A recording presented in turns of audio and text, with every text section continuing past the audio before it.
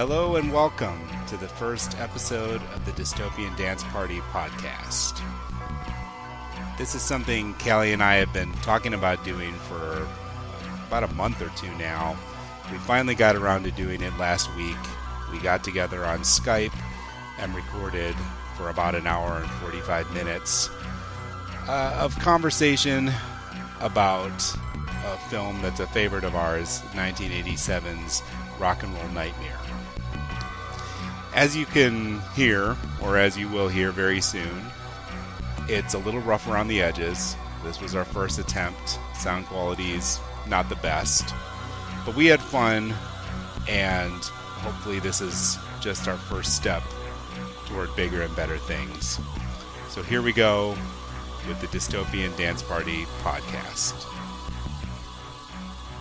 So the basic idea behind the website is it's a place for us to write about and now talk about pop culture without being beholden to any kind of audience or anyone's needs or opinions or preferences other than our own.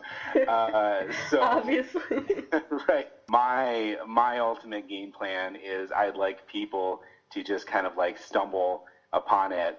Basically, I'm doing this just so I can find like my soulmate out there who wants to read 30,000 words about Kiss. And unfortunately, as it's turned out, your soulmate has been your little sister. So basically, this is a blog for us. We're the same person, and we never get tired of consuming our own thoughts about things. So I guess we might as well introduce ourselves. I'm Zach. I started the blog, and then I don't know. I should contribute more to the blog, but I'm either like lazy or busy. So like I've written one full post on Mark Bolan. Right. We always sequence the playlist together. Yeah, I always add tracks to the playlist, and I contributed to Jerry Curl June, because you gotta contribute to Jerry Curl June. Exactly. Jerry Curl June was like your idea, so you've been there almost from the start. Mm-hmm. So yeah, it's basically our thing, and I don't expect anyone else to read it. I don't expect anyone else to listen to this podcast, but if somebody is listening to this right now, this is what you're in for. So this podcast, because we're not necessarily speaking to an audience, and because we don't really have an editorial focus on the site other than what we feel like talking about, I don't have a plan for this podcast other than it'll be, once a month. And it'll probably, every month it'll be different. Like today, it's Halloween themed and it's about a movie. Next month it might be something completely different, so it's not really a movie podcast or a music podcast, or it's like whatever it's just we do. It's a vanity podcast. It's like, a vanity podcast. Just like everything else we do. Right. It's the equivalent of like basement ham radio, basically, except we're like wasting valuable bandwidth on the internet. So. But today we're talking about a film that is very near and dear to both of our hearts, and that film is 1987's Rock and Roll Nightmare, also confusingly known as The Edge of Hell.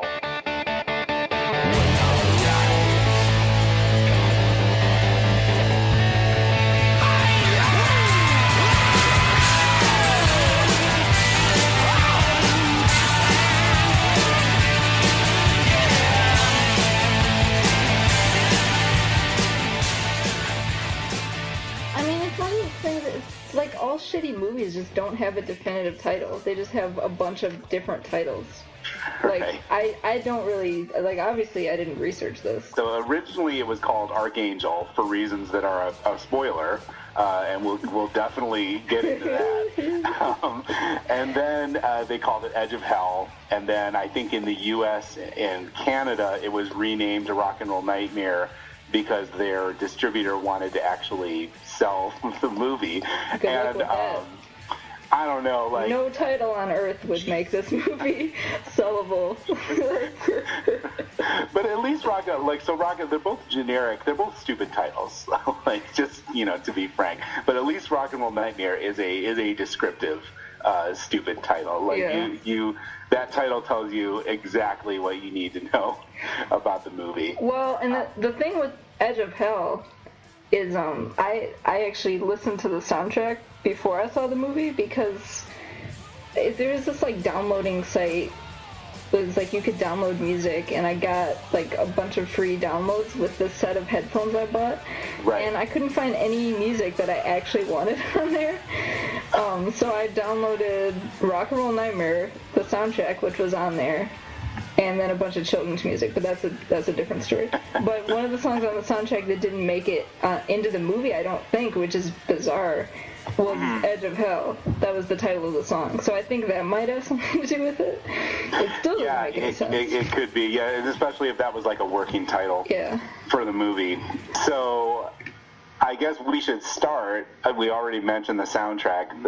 Rock and Roll Nightmare, or Edge of Hell, we're going to call it Rock and Roll Nightmare, is a vehicle for a very unique figure in music history. I don't think there's anyone quite like John Michael Thor, so I feel like there needs to be some introduction to this guy. And the way that we found out about this movie actually was we came to it through Thor. Way back like 10 years ago, I think almost exactly 10 years ago, I was writing for the Lansing City Pulse, and my first assignment was to interview this guy who was coming to Lansing, Michigan, and playing, some tiny club show, and he billed himself as the legendary rock warrior Thor. So John Michael Thor, it is his real name. He's Canadian. He is like a combination between Alice Cooper and a professional wrestler, but not really as talented as either. Right, but yeah, and what he lacks in talent, he makes up for in just like unflappable enthusiasm in this very sort of Canadian way. Like only a Canadian rock star could be praised for his enthusiasm. He can't really sing. His songs are hugely generic. He started out in the 70s doing, generic glam rock. He had kind of a minor hit called Keep the Dogs Away.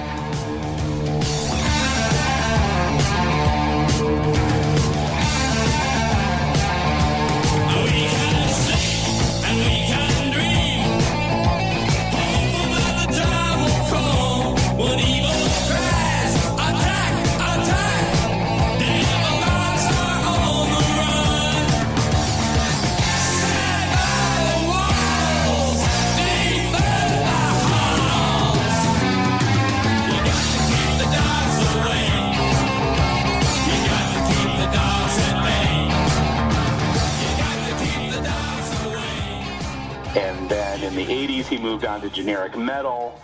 By 87, when Rock and Roll Nightmare came out, it was like generic glam metal. Basically, he split the difference between the two. There are songs on the Rock and Roll Nightmare soundtrack that sound exactly like 80s Kiss.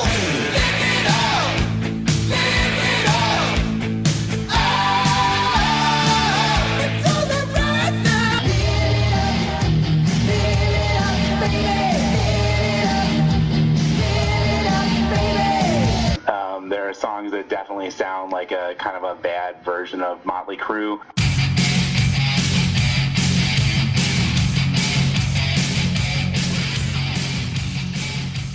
His music was never anything more than generic, but his stage act, he was also a bodybuilder. I think he was a Mr. Universe contender. He's this kind of middling rock frontman who is also a bodybuilder and will also do things like blow up a hot water bag with his lungs or lay on his back and have a guy jackhammer a cinder block off his chest. Like I said, you can point to like Alice Cooper. You can point to like a much lower budget Kiss. There's Gwar. There's definitely a tradition in rock and metal music of these sort of larger than life showmen with a lot of overlap with professional wrestling, but there's nobody quite like Thor. And so I think I told you about him. Well, yeah, how could you not? Didn't they send you that anthology that is just like a collection of his like highlights or whatever? Like it has his videos and stuff. And of course I became obsessed with him because he's amazing. and then just started following his career pretty much, and I discovered he had a movie, so I'm like, I need to watch this movie. And then I think I saw the clip on YouTube with him fighting Satan at the end, but we'll get to that. Right. But that was the main sell. So this movie is kind of, I hesitate to call it a cult classic, but it kind of is a cult classic, though, because I feel like I've seen a lot on the internet about it, like, look at this, it's this awful movie from the 80s, it has this heavy metal soundtrack, it has this, like, I don't think there's an adjective that does justice to how bizarre the twist at the end of the movie is. It's beyond a shocking twist. It's like if M. Night Shyamalan had a retarded brother. Yeah, and it has that like 80s heavy metal feel to it. There's a lot of kind of. It kind of does. I mean, like, it's trying to. But there's two scenes that stand head and shoulders above all the others, and they both come near the end of the film, and we will definitely talk about them both more.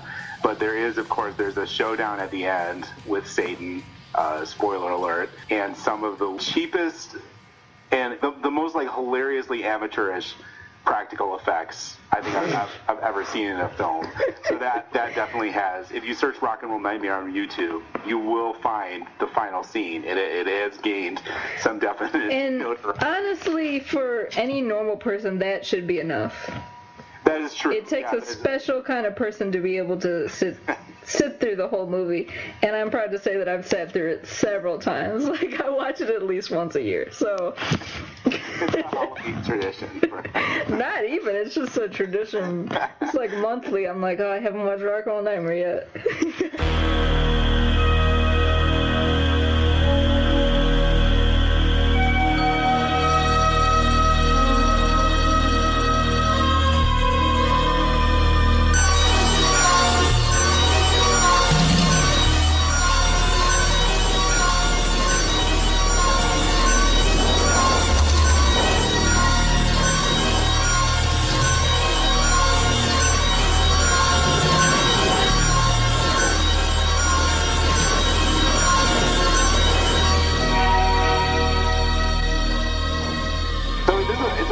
This is a short movie. Thankfully. And it's a short... Mercifully. It's mercifully short. And it has some of the most filler I've ever seen in a film. I feel like probably a good, 20 to 30%, conservatively speaking, is B-roll footage or just, extra shots that are totally extraneous. And even with all of this padding, it's 80 minutes long. So I think the best way to talk about this film is really to just go through almost scene by scene and discuss it. So that's what we're going to do. And so here we go with Rock and Roll Nightmare.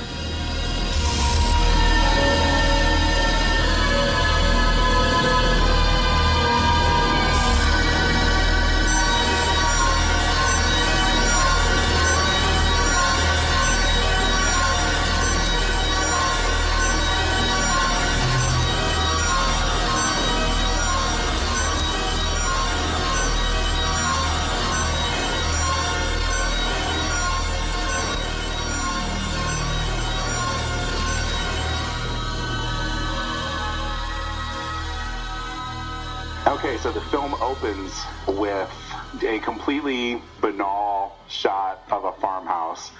Not scary or ominous at all. It literally just looks like a farmhouse in the middle of Canada. And, there's a mom and a dad and a kid. And something happens to the mom. Then she pops out of the... I don't know what happens to the mom. Yeah. She opens the fridge, and something happens I don't remember, honestly, which is depressing because I've seen it. It's that unmemorable. But I think some light shines or something. A lot of the stuff is off camera. She's making breakfast and she opens the refrigerator and something happens to her. I guess she gets possessed by Satan or killed or something. I don't know. Right. And then a lot of the stuff in the commentary track, they will readily admit, the director and Thor, who, by the way, also wrote the movie. The one screenwriting credit is John Michael Thor. So any objections you have to the plot, you know where to direct your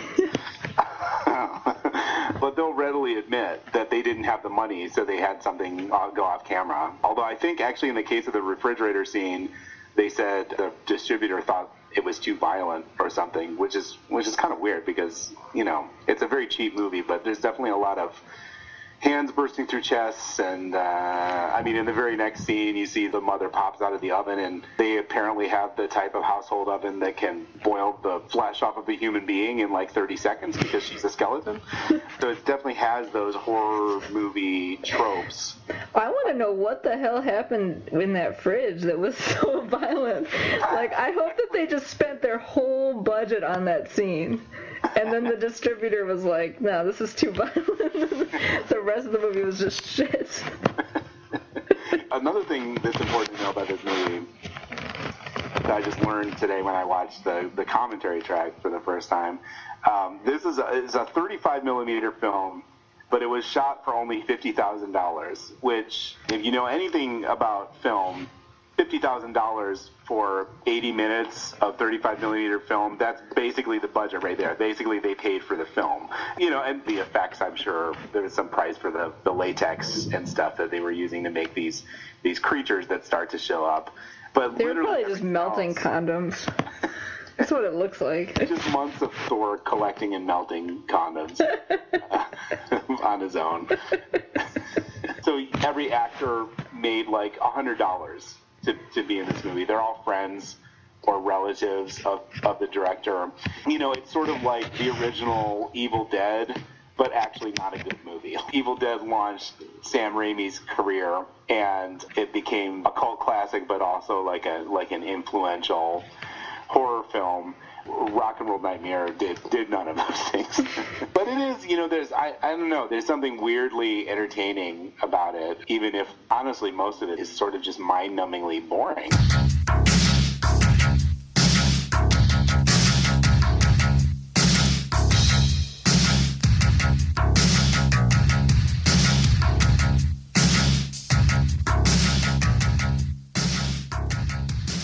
So, key example is and I timed it this time. This is actually a notorious scene too, because I found this on YouTube also a while ago. I don't know if it's still on there, but so as soon as the whole thing with the family happens, basically the family gets eaten or killed by Satan and his little like demon minion things. Okay, so that happens.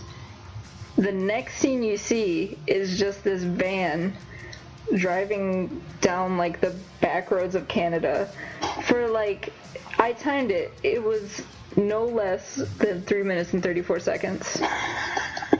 And it's just insanely boring. It's insanely boring. The like most interesting part happens within the first few seconds of that scene, and that's when you see the van. And then it pans up, and he's got a license plate that inexplicably says Ducker, like a vanity license plate. Ducker. And then the camera continues to pan, and then you see Thor. It looks like he's alone in the van, but I think he is. Another thing I learned from the commentary track is that Thor is alone in the car. For whatever reason, the director thought that he needed to have this footage, and everybody else, you know, all of the other cast had gone home at this point. So he had Thor do all of these shots and then act as if there were other people in the car. And there's one shot in particular, if you watch it, where you see Thor turn to the passenger seat, which looks empty. Like it's clearly empty. Like, it's supposed to think that maybe someone's there, but it doesn't look like, you know, you can kind of tell when somebody's sitting there when they're not. So he turns to the passenger seat and, like, you know, like puts his fist up or something. He's kind of like saying, yeah, let's rock. Which, to be fair, is something John Michael Thor would say, but it's not something that any other human being would say. It's just a bizarre scene on every level. Although I will say, again, not to give the filmmakers more credit than they're due, but there may be a reason why the car is empty except for Thor, related to the twist. Right. That's what I was thinking too, but I was like, I'll keep quiet because I want people to understand how insane it is. Right. I think any allusions we might make to the ending of the film, it's important to keep in mind you will not see this coming because no one is on the wavelength. No normal person.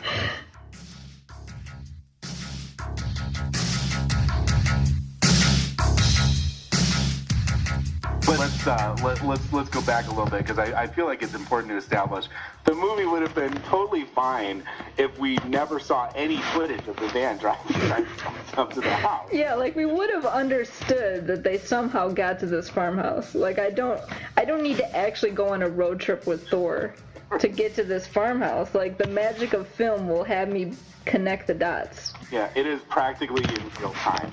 One of the rules of thumb about screenwriting and filmmaking is you get into the scene as late as possible and you get out of it as early as possible. You only want the bare essentials. Rock and Roll Nightmare flagrantly flouts this rule with every possible opportunity. I mean, you see the whole car trip, you see Thor get out of the car and lock the door and open the back door and get something out of the bag and close that door and walk around to the front of the house and open the door of the house. You see him tuning the radio. You see his fingers actively tuning the radio. Like you see every just minute part of this stupid drive to the farmhouse. It's ridiculous. And in one of the movie's many great examples of diegetic music, he tunes the radio and turns on our first track by Thor and the Tritons, his band for this album, which is a fake band, by the way. None of the people playing his band in the film are actual musicians, or at least none of them play the instruments that they're depicted playing. Because it starts out and he's listening to this rockin' music, and that's by the Tritons too. Right. And it's like, okay, this is some sweet driving music. And then he immediately changes it to do, just like over and over. It's not even a good, like, whatever, electronic song, which I think it's supposed to be. It's just that over and over and over again with this pre-recorded voice saying, the magic voice. It's so stupid.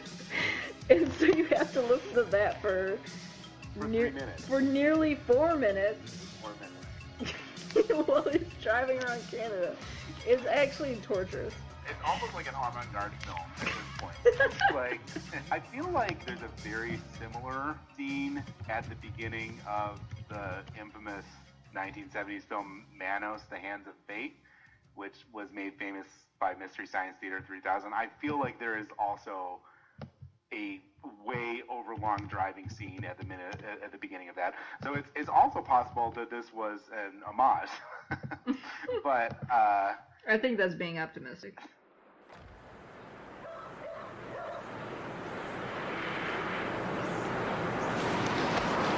Okay, people, here's your new home for the next 5 weeks.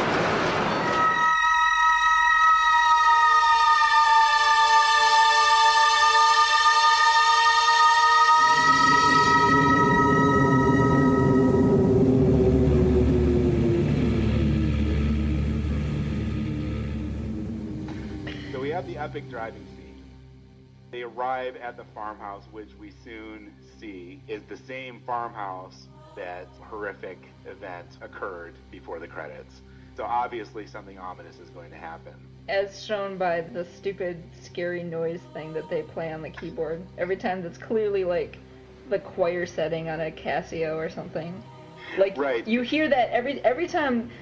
Because there's nothing else in the film that makes you know that something horrible is going to happen. So the only indication you get is this like, whoo, whoo, like every time. And I know it's from a cheap-ass keyboard because I have a keyboard that makes that exact same sound. Right, yeah, the movie, it tries to create atmosphere. There's also, I feel like sometime early in the film, there's another really long sequence of just trees blowing in the wind. And I think it's supposed to be kind of like sort of classic gothic. The clouds are getting darker and the wind is blowing and something horrible is going to happen. But it really just looks like it's a windy day in Ontario. Like, there's no visual cue that this is unnatural in any way. And the farmhouse, I'm assuming it's supposed to be secluded because they make references to how at one point they're saying that one of the people abandoned them and took the van, right, and that it's really secluded and out of the way. But you keep seeing cars drive past. There's a lot of traffic next to this secluded farmhouse. Yeah, like when they said that, I was like, I mean, you could always just hitchhike. Like I see plenty of headlights in the background. So we get to the farmhouse and we meet Thor's band, who have somehow magically appeared in his van. They all come out of his van, even though moments earlier he'd been driving a clearly empty van. But we meet his band and his manager, who are a collection of some of the worst actors I've ever seen. And you know, it's sort of unfair to criticize them because none of them, I don't think any of them are professional actors. You know, again, these are whoever would work for 2 weeks for $100. $100 Canadian. You know, in '87, the Canadian dollar was pretty weak. But even with that aside, this movie has some of the most hilariously amateurish acting. Do we even know the names of the band members? The only band member I know the name of is Stig, with the horrible Australian accent. Right, so Stig... Inexplicably. Like, why would they have an Australian drummer? It doesn't make any goddamn sense. Like, everyone else is Canadian. Right, but a drummer... So he's a drummer who speaks in a bad Australian accent. Like at no point do you think, you know, maybe is this guy actually from Australia? He's definitely not. The only, like, I couldn't even tell what his accent was. The only reason I know that he's Australian is because at one point Thor calls him Wonder Wallaby. And a wallaby is an Australian animal. That's the only way that you can tell. Because otherwise it's like, what the hell is this? Like, it kind of sounds a little bit Cockney. It doesn't sound like anything. It's just this, like, weird, ambiguous European accent. Right, which he kind of slips in and out of. Yeah, especially later, but we'll get into that. Right. Okay, well, I'm looking it up now. So we have Stig. He's definitely by far the most annoying character because of that horrible accent. We have the bass player. I'm looking it up on Internet Movie Database, but I don't know who any of the actors are, and they don't have pictures, so... Yeah, nobody has any photos because nobody was in another film. Yeah, I don't know. I don't know who these people are. Let's just call them by, like, the bass player or whatever. Okay. Yeah, so we have the bass player. The bass player is the one, is he the one who was just married? No, he's the one, I do know the keyboard player's name, but he was the one that was banging Dee Dee, who is the keyboard player who doesn't have any teeth. Right. Yeah, so we have Dee Dee. She's a girl keyboard player. Her most distinguishing features are the fact that her nipples are constantly erect and she doesn't appear to have any teeth. And then we have the bass player so he's the guy who's who ends up hooking up with Dee Dee, right? Yeah. And then we have it's the guitarist who was just married, right? Right, yeah. The guitarist is married. Yeah, so he's a newlywed, apparently on his honeymoon. Because what better way to celebrate your honeymoon than being, you know, locked in a secluded farmhouse with John Michael Thor? Then we have the girlfriends. I don't know any of their names except for Randy, who is Thor's girlfriend, and LuAnn, who's just the third-rate Apollonia. And that's Stig's girlfriend. Yeah, sort of the only remotely attractive person in the movie is probably third-rate Apollonia. Yeah, and that's still like it's still a definite stretch. Oh, and there's also the manager Phil. I know his name too. Right. And he pretty much just looks like Elton John. Yeah, Phil is kind of the worst of them all. He's wearing a Doesn't he have like a stupid little straw hat, like a barbershop quartet hat? Yeah. And he has like one earring. Yeah, he's kind of got like a Ducky from Pretty in Pink kind of aesthetic, but like the Canadian off-brand. He's actively annoying. You know that a character is annoying when even these other annoying people are like, get me away from this guy. He's booked the cabin for the band for them to do kind of like a Led Zeppelin at, Bron-Y-Aur kind of thing, where they're gonna go out in the wilderness and also record in the barn. And Thor says he wants to get 10 minutes of music, which seems like a really modest goal for 2 full weeks of work in a secluded location with no television or anything like that. But maybe he likes to set his goals low so he can always. I mean, to be fair, like, it was pretty much just a fuck fest the whole movie, so like 10 minutes is probably ambitious in that case when you put it in those terms. Right. Yeah, the band, everybody there has a girlfriend except for Phil because he's an ugly piece of shit. Doesn't deserve love. Yeah, basically for a good chunk of the rest of the movie, they're all just having sex with each other.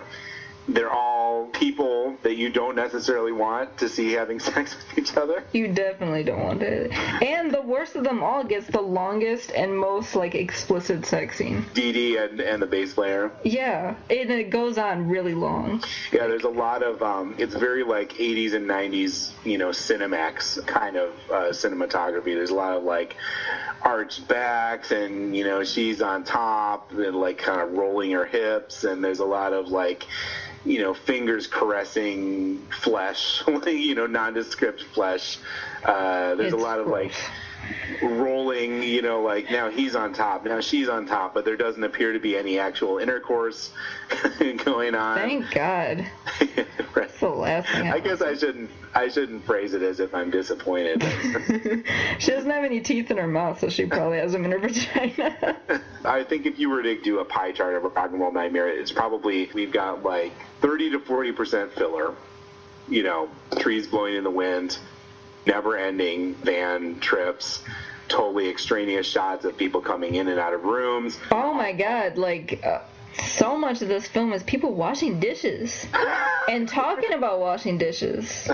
There's a huge amount of washing dishes. Yeah, it's the women's job. There's a weirdly reactionary element to this. Right, like even Dee Dee, who, like, the band goes to rehearse, and even Dee Dee is in the kitchen helping the wives and girlfriends do the dishes. And right, I didn't know she was in the band until I actually saw her performing with the band. Yeah, so there's a lot of dishwashing, a lot of coming in and out of rooms, and then I would say probably another 40% is awkward sex scenes. Then maybe we've got like 10%, grotesque deaths, one of which we've already discussed, and then maybe 5% weird creatures that look like penises with eyeballs, just sort of like doing shit. just like bumbling around, basically. Like doing gross things, or I don't know, like one is smoking a cigarette at one point. And right. I get the feeling that it's like an anti-smoking message because it takes like a puff and then it starts hacking and then like spitting into people's drinks and the first time we see the little dick thing, he's like horking into Phil's drink, which who can blame him? But it's uncomfortable too because especially the one that spits in the drink looks like remarkably like a penis, so and not an attractive penis either, like a weird stubby kind of slimy fleshy. Thor modeled them off of his own penis. So yeah, so maybe 5% that, and then 5% the final scene. So it's a movie that can't decide whether it wants to be like a softcore porn or like a poorly executed horror movie or, I don't know, like a home video of trees blowing in somebody's backyard. Come on, let's tune our weapons.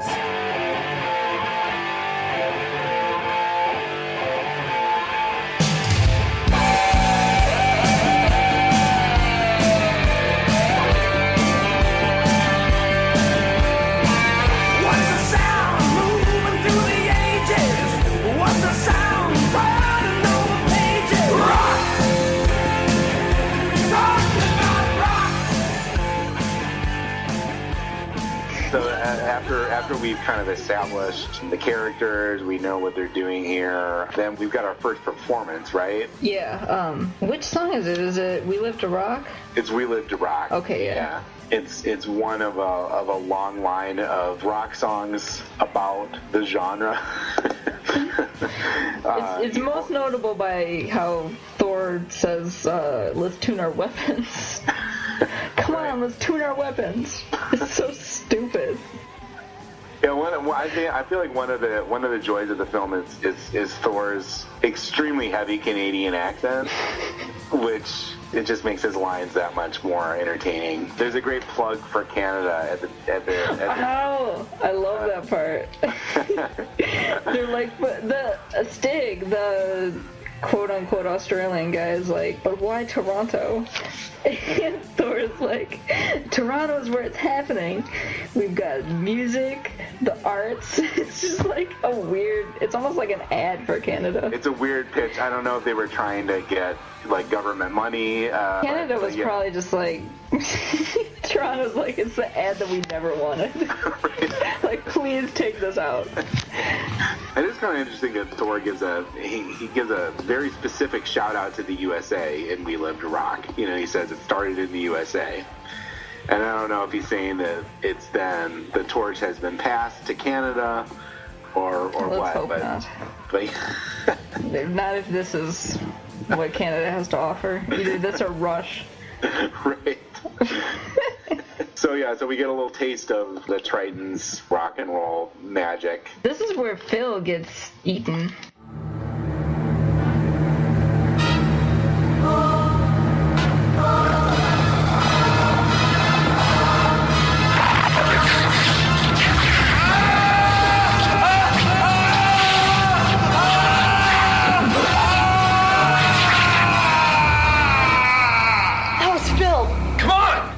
That's right. Because, what's her name? LuAnn, the third-rate vanity, the third-rate Apollonia.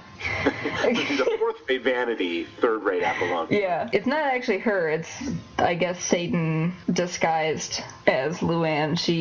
Phil goes into the back to get drumsticks, I think. I don't know why he's in charge of the drumsticks. I guess because he's the manager / roadie, and so he just pretty much waits on the whole band. Right. Like, I don't think that a manager would actually do just. He also cooks for them. Right. And is notably the only man doing dishes with the women in the dishes scene. So I don't know if that's trying to say something about Phil's masculinity. Yeah, probably. I mean, they just put in as many digs into Phil as was possible, and honestly, like, he's the one that I have the least to say about. And part of that reason might just be because he dies soon into the movie. He dies because the demon who's supposed to be LuAnn seduces him, and we get a peek at LuAnn's boobies, because why not? The first set of breasts. The only set of breasts, I think. We see him twice. Yeah, we see them twice, but... Oh, no, you're right. We see Randy's boobs later. We see Randy's, and we see Thor's. Yeah. Thor's pretty much only leave the screen when he puts that sweater on at the end. So I didn't even... Like, to me, it's just like, oh, there's Thor's boobs again. But they may be larger than any of the other... there's definitely topless scenes, but it's an equal opportunity topless film. You know, there aren't any huge jugs in this movie. It's refreshingly cup-size agnostic. Alright, so Phil gets seduced. He gets his shoulder bit out by LuAnn after she turns into this weird wide-faced demon with a huge mouth. Right. And you hear him scream, and then he disappears, and everyone thinks that he took the van and went into town and left them stranded. Right. The initial theory is that he went into town to buy more drumsticks, which I haven't spent much time in rural Canada, but I don't. My suspicion is that they don't have 24-hour drumstick emporium. I know, because it has to be late. It has to be dark. At least. You're right. Usually music stores are, they close at 8 p.m. at the latest. So I can't imagine he would just be going into town to get drumsticks at that hour. But another theory is that he went out drinking Right. So, I mean, that one's more plausible. I don't know if he's supposed to have a drinking problem based on his jacket and his hat. It's certainly possible.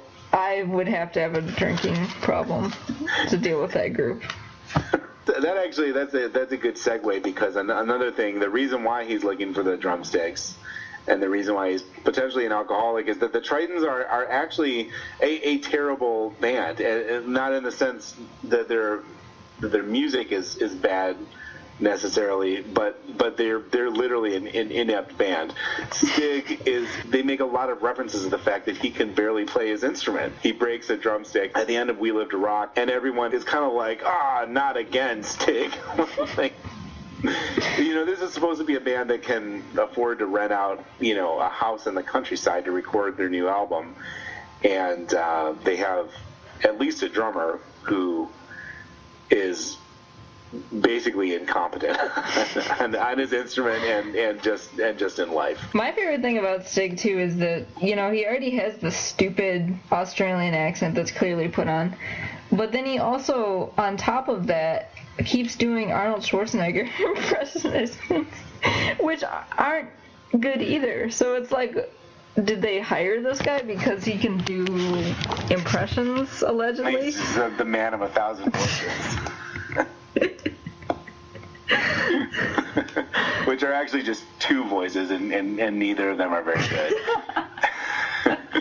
Yeah, and it took me a while to even catch that they were Arnold Schwarzenegger impressions, because his accent is so bizarre that I thought he might have just been talking and maybe he slipped into a different accent for a second. Right. The only way that I know that it was an Arnold Schwarzenegger impression is because he says, "I'll be back."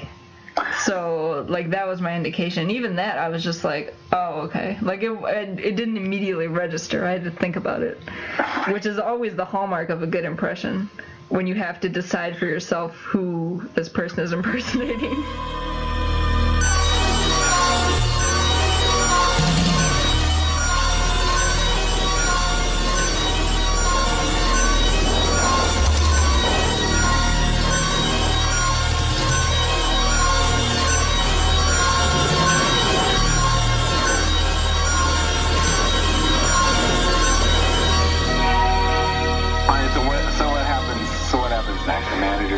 Damn, I don't even remember. I think this is honestly where the sex scenes start happening, because we see, first we see the newlyweds. No, first we see Thor and Randy in bed together, and my favorite thing is how Thor continues, every time they show him and Randy, he's ignoring her, or in this case, he's sitting in bed reading, which is funny to me. I think he has glasses on, but I might just be imagining that.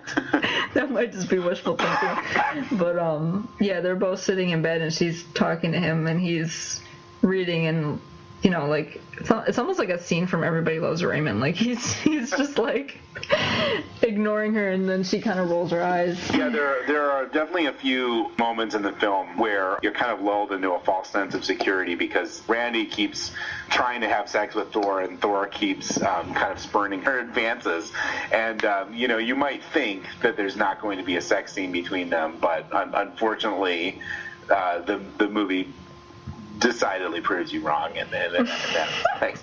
So yeah, we just have these moments between the couples, these character development moments, which don't make any goddamn sense in the long run. Once you find out the plot twist, you'll be pissed that you had to learn all about these characters. Right. You'll be like, what the fuck? They have weirdly developed backstories, considering that they all get killed within the next day. So we see them all in these intimate moments. We see the newlyweds, the guitar player and his new wife, and they're in bed. I don't think we ever see them have sex, but they do kiss and are affectionate. And then cut to Stig and LuAnn in bed, and Stig is making it opens immediately with Stig's just idiotic sex noises. He's just that I don't think that was supposed to be an Arnold Schwarzenegger impression, but if it was probably his best impression of the whole movie. Yeah, that came back to me like a repressed memory. Like I'd seen this movie before. We watched it again, and I remember, just being like horrified by the noises he made. Which, to be fair, I think you're supposed to be, because the joke is that he's a bad lover. Like, right. That's the joke. And when he gets off of LuAnn, he says something about, like, I'm gonna go drain the dragon. And he leaves, and LuAnn is like, 1 minute wonder. So, like, there's jokes about how he's not good in bed. Right.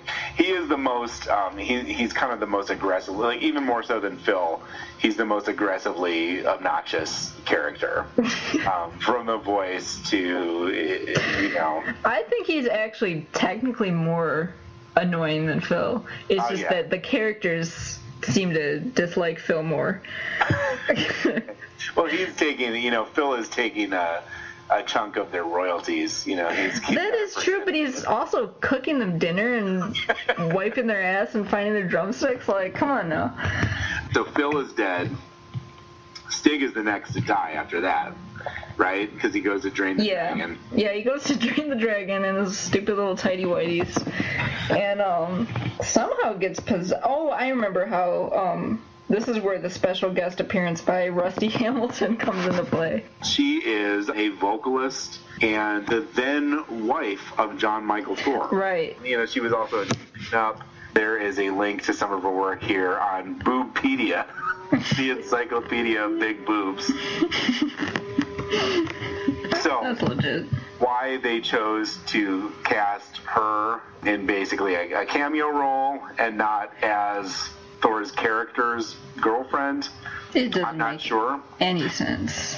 She must have been busy or something, or didn't want to waste any time on this shitty ass movie. Because she is barely a cameo. She's on the screen for like not even 30 seconds. It seems like she just pops in and does the little like come hither finger thing at Stig, and then immediately turns into a demon. Because everyone in this movie is an idiot. And, like, is not at all disturbed by these random women in the house trying to seduce them. But okay. And then she turns into this weird, like, creature that is in, like, a butler's uniform. Somehow possesses him. It doesn't really show how. It just, like, shows their hands. Right. And, there's a lot of, they get a lot of mileage out of the monster hands. And the transformation is, I don't know why she turns into a butler monster thing. But basically, at this point, we don't know what is happening in the house, what this creature is, because every time it takes a different form. Like, it was the weird big mouth thing, and then it was Rusty Hamilton, and then it was a butler with Hulk hands, it almost looked like. Alright, so Stig gets possessed, and then he's actually like a more likable person when he gets possessed. Like, he dropped the accent. Yeah, immediately drops the accent, which is that is improvement enough. Goes back to bed with LuAnn, and it's implied that he's better at the sex, I guess, because you can hear her moaning and stuff. It's not indicated in any other way, though, because he just, like, clumsily pulls the covers off of her and, like, just, like, jumps on her, basically. It's the most awkward way to get on anyone. Like, lurches. He's no longer annoying. He doesn't have. He's still kind of annoying, but he doesn't have the annoying voice. He's a better lover. He's basically an all-around better person. So basically, the moral of Rock and Roll Nightmare is that demonic possession makes you a better person. At least in that case, like when people who don't have ADD take Ritalin and they get hyper, but it helps people who already have ADD. If you're already just a complete jackass, then Satan's possession will actually improve everything about you. At least for, 24 hours. Yeah, Stig is a definite candidate for possession. So yeah, then, we cut downstairs again, and we can hear LuAnn enjoying herself. And then I love that the newlyweds are like, well, it sounds like Stig is in rare form tonight. Because it's like, why are you guys listening to them having sex every night? The fuck is wrong with you? like, why does the band always live together? There is definitely a weird dynamic. But yeah, it's like a swinger's house.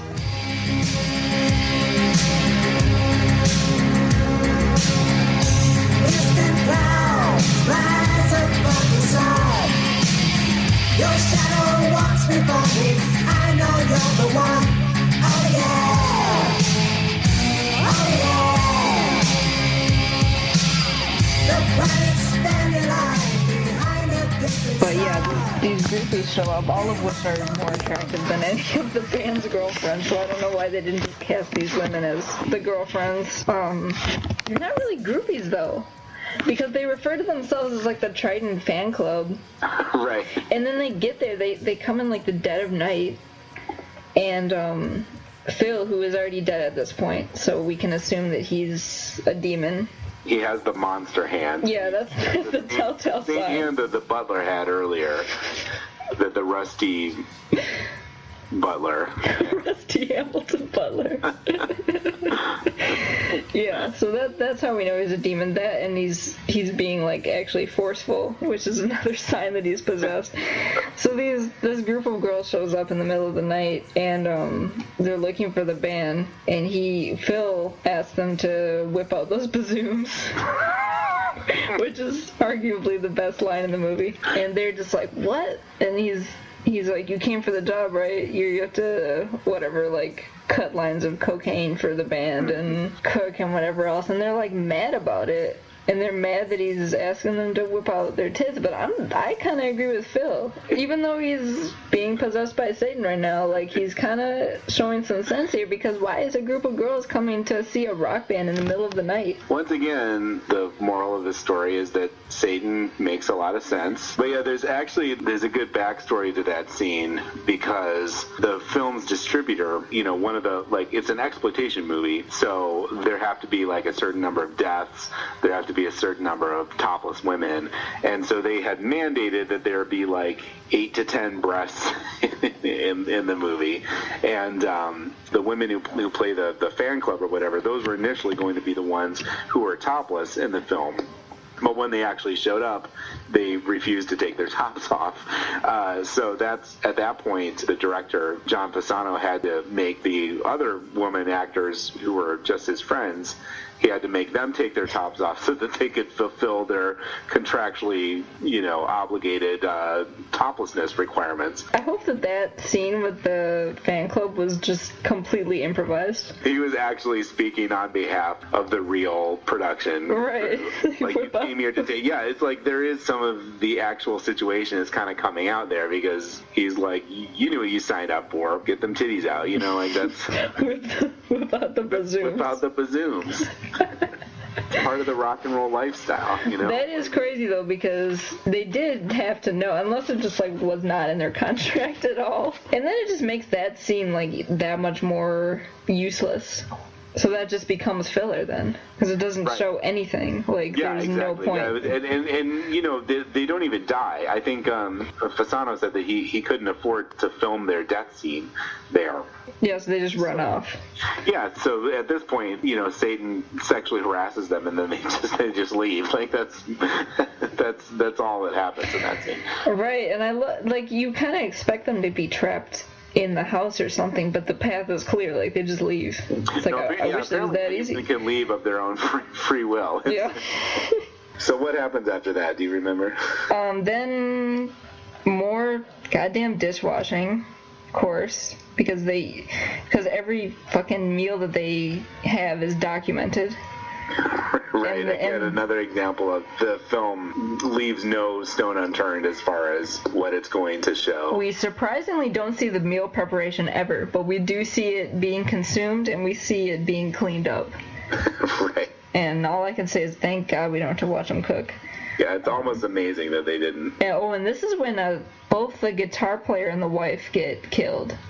Because she's washing the dishes, and the guitar player comes in and is like touching her hips and stuff and saying cute husband stuff, and then he goes to get a towel. He gets killed. I don't know how. They just like grab him, and then he comes over no, it's not him. It's whatever monster or demon, and grabs her, and then we never see them again. So they're gone. There's 2 more to chuck off. And then we cut to another music scene, and this is Energy. Energy takes me where I wanna be, and you're where I wanna be, girl, you give me. Energy takes me where I wanna be, and you're where I wanna be, girl, you give me.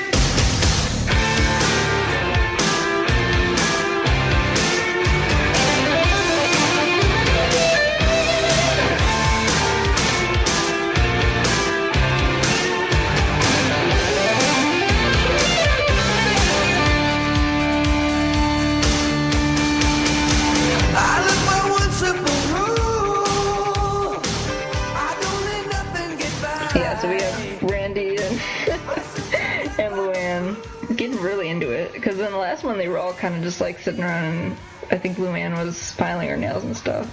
And this one, they're like dancing, I guess, because LuAnn's into it now that she got that good dick last night. That good Satan dick. So they're really into it. And to be fair, the song is better. You know, other than the initial Phil's disappearance early in the film, nobody really seems worried that suddenly their other band members are gone. And the way the movie handles that is that they just assume that they're off having sex, which is probably true. That's plausible. Right, it is plausible. That is the majority of what we've seen people doing at this point. But yeah, so, you know, they're down one guitarist and totally doesn't make any difference. Another thing about the Titans is that they can make music without actually playing it. Because all of the pantomiming, they're clearly not playing their instruments. And then I forgot to mention the best thing about the scene, not the sex scene, but the earlier scene between Dee Dee and the bass player, is when she comes in, he's strumming the guitar. And so it's like diegetic music. And then later, you know, he's put the guitar down and the same music is still playing in the background. But here we have the music scene, the energy scene, and then immediately after that, LuAnn and Stig go to bang by some lake. And of course you see them walking out there, and that's a pretty long scene too, though mercifully not as long as the band scene. But thankfully we're spared of another sex scene because instead Stig just like leans over and this hand emerges from his chest. It like pokes out. His chest is obviously rubber and does something. I mean, it's pretty much just an excuse to see LuAnn's boobs again. I think all it does... The hand grabs one of her boobs. Right, it just grabs her boobs and cuts away. We never know what happened. It's just like a fatal tit grab.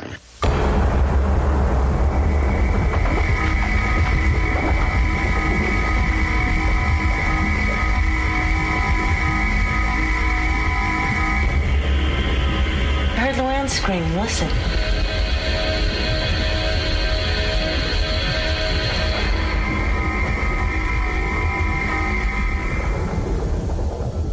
I don't remember what happens immediately after LuAnn dies. I think they just like... Oh, they hear her scream in the house. Right. And and assume that they're having sex again. Right. Because her shrieks of terror are so similar to the noises of pleasure that she had been making the night before. I mean, considering who she was having sex with, that's again not all that unrealistic to think that. And then Randy and Thor start banging in the shower. It's like Randy finally gets what she's been asking for the whole time, because like Thor finally reciprocates it. Only when a shower is mentioned. It's like he only will do it in the shower. He's really hygienic. Yeah, because it's kind of almost like a dual sex scene, because we see Thor's infamous shower sex scene, and it keeps cutting between that and the DD and the bass player sex scene. That's right. Neither of which are pleasant. Like, there's no respite from either of them. The only thing is that Thor's music is more annoying. It's just like, somewhere, and then it cuts to the other scene, and then it cuts back, and it's still the same song. And it's been a long time. Like, I can't stress enough how just, like, absurdly long this shower scene is. And the whole thing, like, there's no, like, even implied intercourse going on. It's just them mashing their boobs together.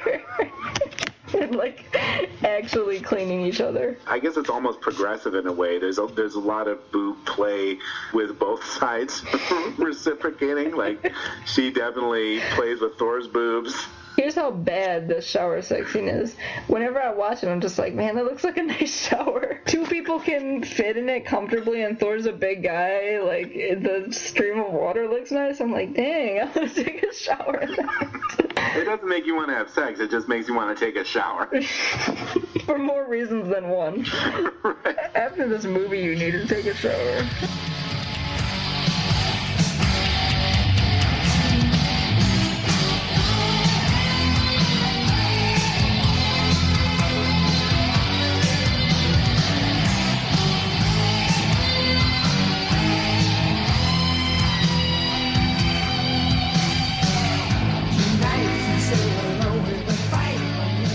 While they're having sex in the shower, Dee Dee and the bass player are finally consummating their boring relationship. We're supposed to have this kind of tender love story between Dee Dee, the keyboardist, and the bass player whose name I can't remember. But I will say another kind of tidbit from the commentary is the guy who played the bass player apparently smelled terrible.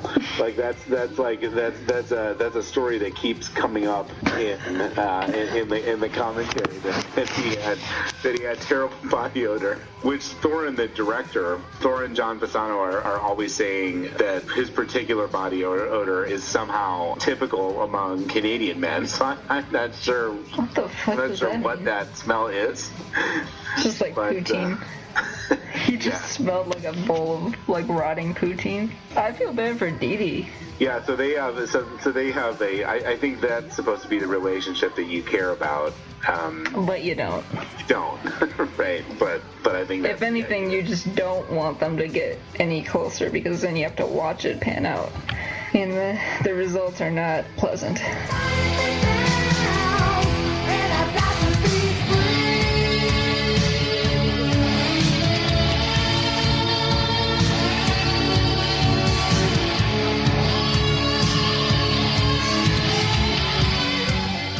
When the Wolf Boy shows up, isn't it? The Wolf Boy shows up immediately after Dee Dee and the bass player stop banging each other. Like, I think she's still putting her pants on and stuff, and he shows up and is just like watching them. And this is the little boy that was at the beginning. Who's also the director's son, or stepson, I think, isn't it? He runs away, they follow him, he changes into, a werewolf, and presumably kills them. We see that's another off-camera death. Yeah, they just scream, and then it's over. Then it cuts back to Thor and Randy doing it still, and then I think finally that ends, finally. That's an incredibly long shower. After that, Thor sits down for, I think he's going to write some more song lyrics, which is funny to me. He puts on like a teal sweater to go write song lyrics. And he's also drinking a Coke, which is hilarious because it's not the first time that Coke has been like prominently placed. There's definitely some very obvious Coca-Cola product placement. I don't know how much they got for it. I don't know who came out of this movie wanting a Coke, but yeah, I mean, at this point, everyone else is dead except for Thor and Randy, and there is that kind of great scene where they're sitting around a table with place settings for everyone else. And they're like, I just don't get it. Everyone's screwing around. Why can't we get serious here? It's like no one is at all concerned at any point, except for 3 seconds after Phil died. They're like, that's kind of weird. Where'd Phil go? Never again is any concern shown. Yeah, at this point, Thor is just annoyed because he's not getting his 10 minutes. So he goes to write his son. He puts on his teal songwriting sweater. I love the fact that he writes down his lyrics because, I mean, it's not like it's Bob Dylan or something. Like, the lyrics are very much just like generic rock and roll lyrics, but I guess he likes to write them down. Meanwhile, now these little glimpses of the little penis puppet things that we've seen, that we've kind of alluded to, now they've become really prominent, and there's this weird visual comedy routine where some kind of Eraserhead looking chicken puppet is lurking in the background while Thor is writing his lyrics, and then he drops his pen just as it's getting poised to strike, and he ducks down and it jumps over him because he was picking his pen up. Thor seems totally oblivious to all of this stuff going on around him.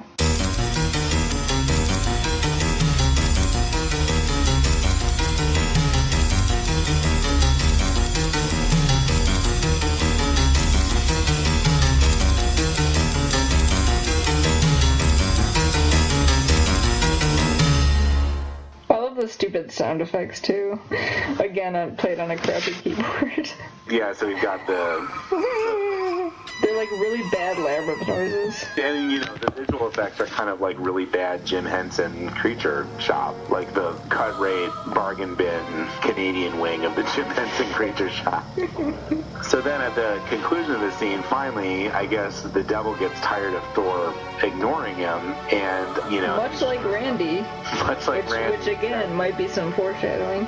Right, it could be. It shows up, takes the form of Randy and shows up, and this is when we get the craziest and dumbest plot twist, I would say just straight up in movie history.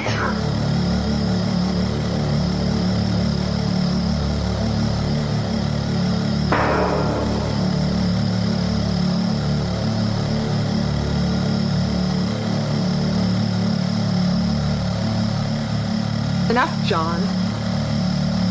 What are you talking about, Randy? We have to stop pretending. The guys won't be coming back. They're dead.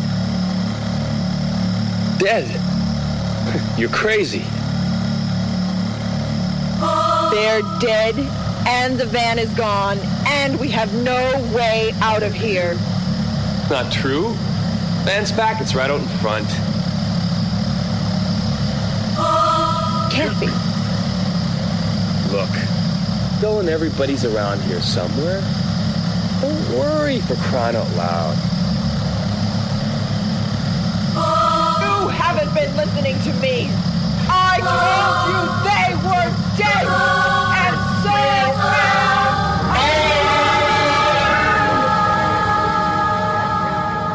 The insane part about this, too, is that I technically knew how it ended because I saw the battle scene first. Right. And the one that I saw on YouTube had the whole, like, beginning part where he's explaining the whole movie, basically. You've killed no one, bub. What? Or is it less familiar to call you Beelzebub? Or you prefer Abaddon? Or as the Hindus called you, Shaitan? Or as you were known to answer to Ahriman, Belial, Apollyon, Asmodeus? You see, I do know you. But your woman, the others, your band, your groupies, what of them? Never here, bub. Merely shadows I created to entertain your little friends. Juicy little souls to bring you out into the open. Just characters I drew from horror movies. Horror movies. Yes, that's where I saw that nerdy bass player before. Yes, and the one with the guy with the hockey mask. I've been here all alone. Can't you see that now?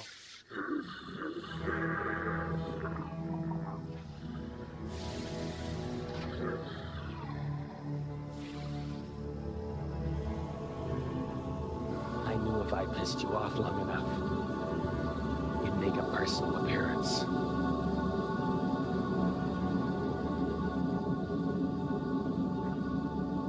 I am the Intercessor.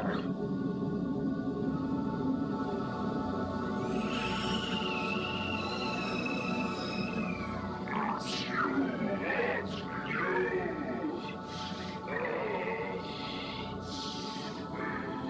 And even after seeing that and then watching the movie, I still was not expecting this.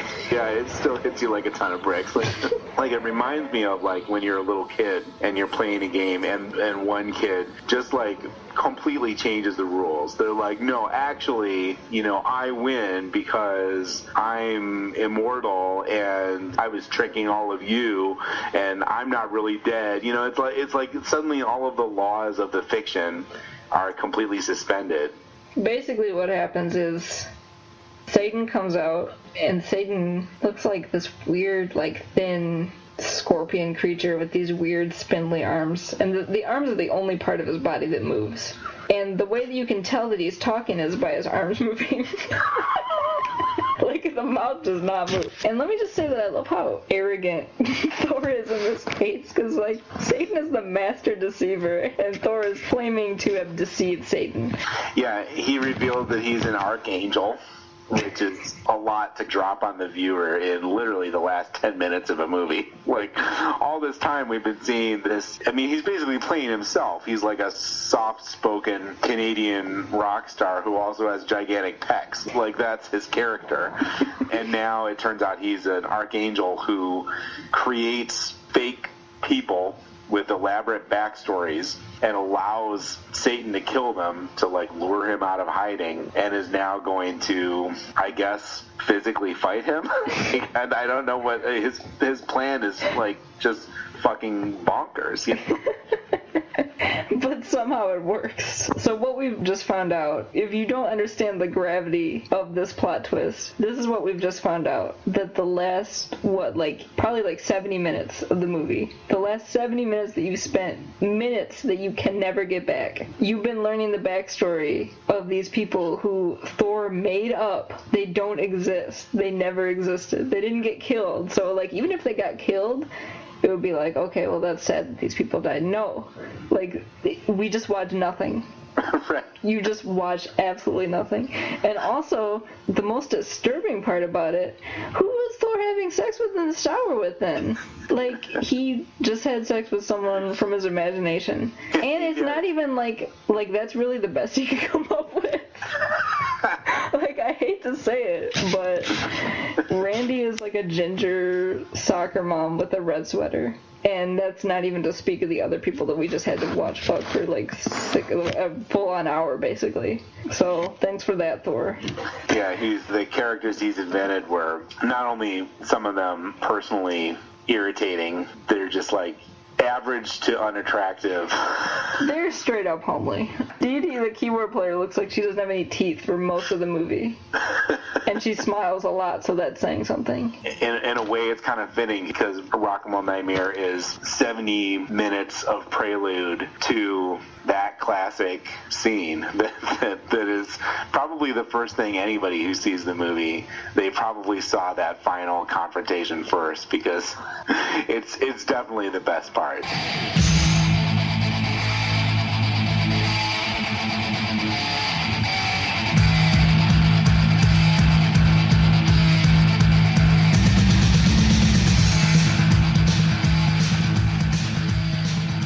Suddenly, Thor transforms, and he's got his stadium hair, and he's wearing some kind of spiked leather thong. His chest is all oiled up now. And so first, the devil starts flinging these rubber starfish at him. As the devil does. Yeah, the classic folklore around Satan is he's a deceiver and a tempter, and if that doesn't work, he'll fling rubber starfish at your chest. And the best thing about this, too, is that they couldn't have put any adhesive on these starfish. They're supposed to be sticking to Thor's body, but only two can stick at a time because Thor has to hold them on. You can clearly see that he's just holding them on, and when he's prying them off. And I love that Satan is he gives him time. It's like how you fight in an RPG. He gives him time to just take the starfish off, which takes a long-ass time, too. So they're allegedly stuck on there pretty good. But he's just, slowly prying them off, and you can tell it's, obvious that he's just, shaking his hands. The end of the movie is basically a test reel for Thor's ability to pantomime, because first he's obviously catching the starfish and pinning them to his chest and pretending to struggle, and then he's got his arms around Satan's neck and shoulders, right, after fight with a puppet that's clearly not. After he pulls the starfish off, he goes for Satan's throat. I love that it's fisticuffs with Satan. He goes and he grabs his feet, and they shoot to a scene of his feet, and he has these cankles, which is funny because the rest of Satan's body is super skinny, and then he's got these dinosaur legs, and he grabs his ankles and trips him, and then Satan's on the ground. It's just homemade looking puppet writhing around on the floor. God, it's stupid. The way that Thor wins this fight is by choking Satan to death, by the way. Or no, he doesn't even die. He just gets choked, and then he's like, I've had enough. I'll see you around next time. Next time we decide to do this stupid game or whatever the hell it is. Well, Satan can never be truly vanquished. You can just strangle him into submission, and then he'll come back. He'll explode into a Roman candle, and then disappears. So, at this point, you're just kind of left shell-shocked. What did I just watch? You see Thor go to the graves where the family from way back before the credits were buried. And then you see another shot that is supposed to be ominous of another house, you know, with the implication that Satan's going to come to this house now, and that these are his next victims. I love that Satan just, like, destroys nuclear families. Like, yeah, he's just he's like a door-to-door mayhem kind of guy.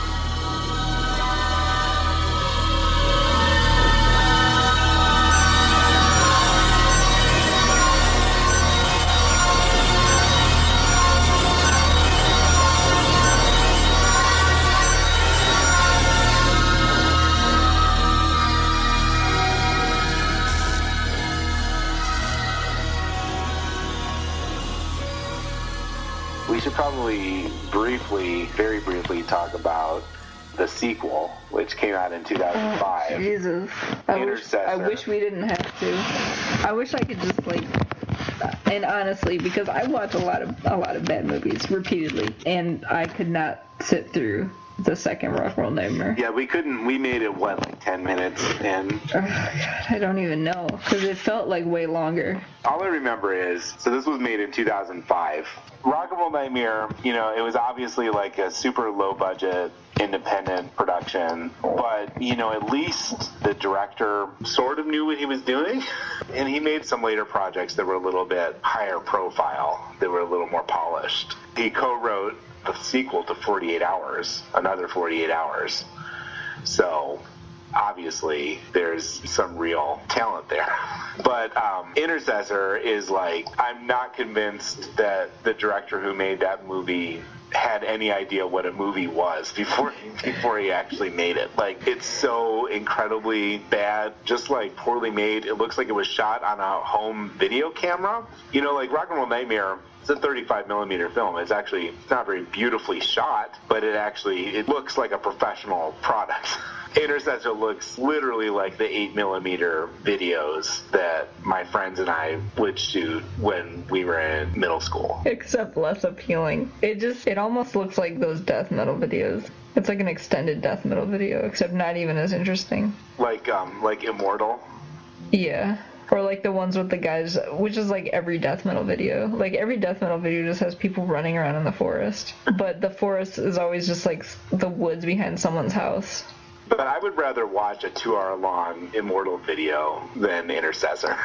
I would even watch that stupid sex scene of Thor in the shower for 2 hours. Just on a loop. Just about anything. The van scene, anything other than Intercessor. That's how bad it was. It's kind of sad. It's not the legacy that I feel the film deserved. But there was a second movie. If you're brave, it's an option. Yeah, if you're contemplating suicide and you really want to go through with it, just watch that movie. Like, if you don't want to be deterred at all. Not that I'm not condoning or like saying that anyone should commit suicide. I'm just saying that if you want to do it, that movie will make you want to kill yourself. This will push you over the edge. The opposite of a suicide hotline.